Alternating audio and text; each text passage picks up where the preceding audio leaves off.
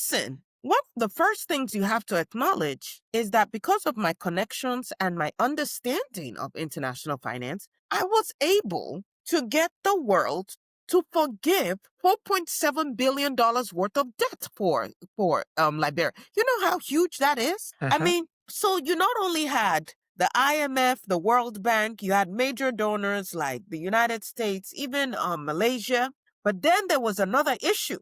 Because under Samuel Doe and Charles Taylor, we hadn't even been servicing the debt. What happens when you default on your debt in that way is you can now have something called, I call them Derating. vultures.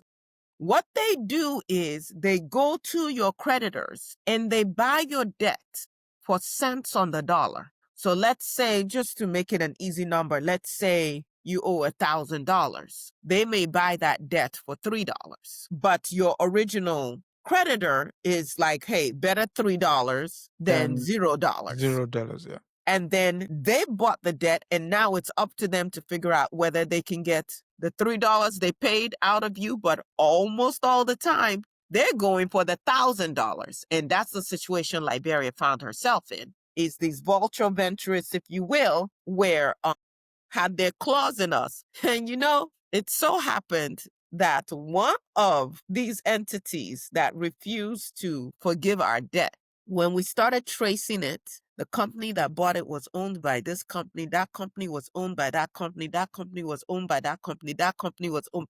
And by the time we followed the trail, we now realized that the company was owned by Warren Buffett. Warren Buffett, who had pledged to Give donate away. so much of his, yes. Yeah. So we were able to, call some friends who put some pressure on him. With the IMF, it was Bono, the musician, that actually helped us. So, my connections made a difference. So I don't think that African countries can isolate themselves. We live in a global world, and the international finance community is what it is. And we just need to learn to play at that game.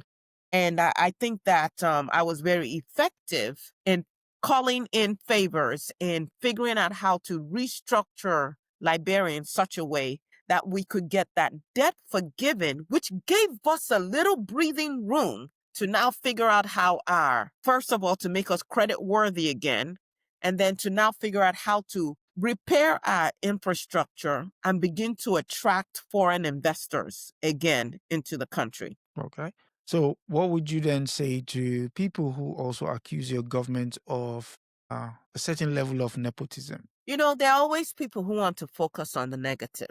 When you come into a country that fought a brutal civil war, do you know how many thousands of people were killed? Yeah. Over the course of 14 years. When you come into that position, you are trying to, as quickly as possible, as efficiently as possible, alleviate the pressures on people. And of course, they're expecting you to turn everything around overnight, which is not possible, And one of my sons happened to already be working with the central bank. He already had experience. He was there before I became president.